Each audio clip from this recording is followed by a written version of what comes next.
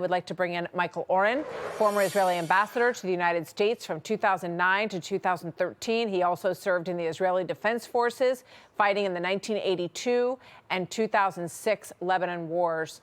Michael Oren, thank you. Thank you for sitting along with me as we watched this out of the Oval Office. You know, before we went to the Oval Office, you were saying there are things that are not being said about this deal and fully understood. Share those with us, if you would, Good to be with sir. you, Martha. Good to have you. Thank you. How did it happen?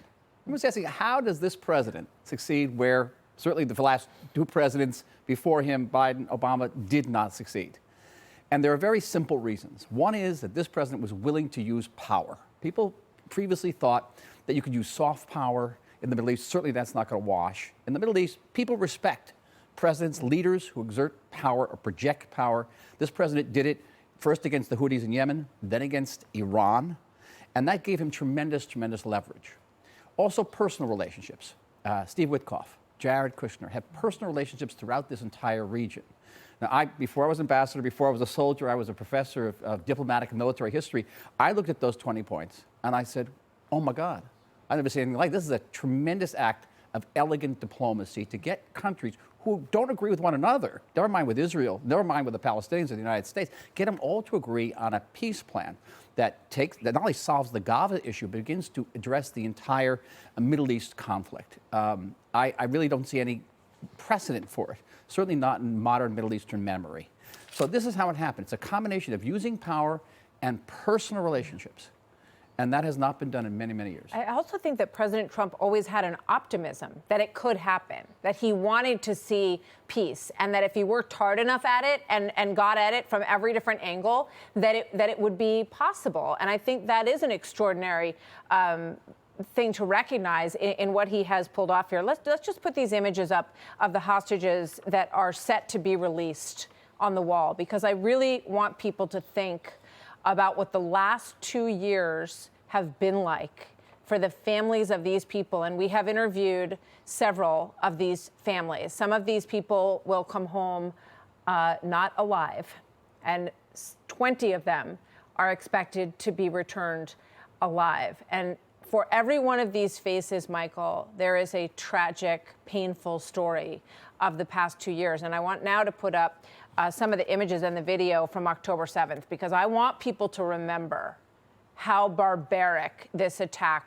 was. Your thoughts?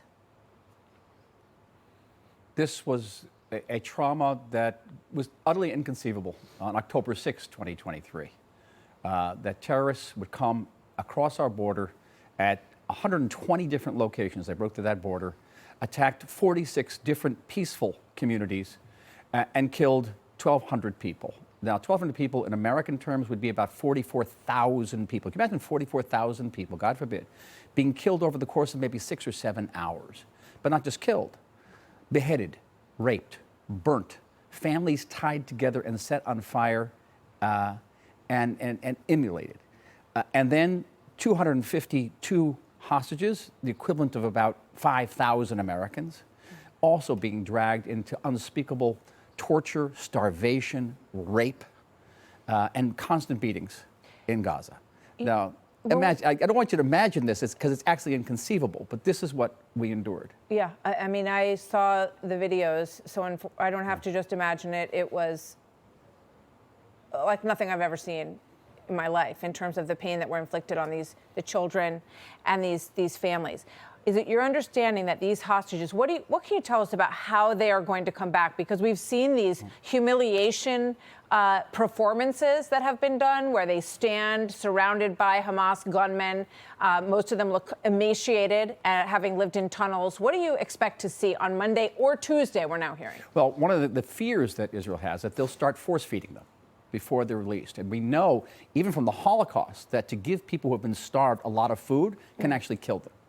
And we've been in this strange situation of asking Hamas not to force feed them, because that can damage. But here's an interesting fact. I have now talked to several psychologists who have dealt with hostages coming back, and they tell me something extraordinary, which is that human beings have a tremendous resilience. And many of these people coming out of hostages saying, in those tunnels, in the darkness, in the torture, I learned who I really was and learned my inner strength. And that's a source of great hope. Well, a lot of people have been praying for them, and I think that gives them strength as well.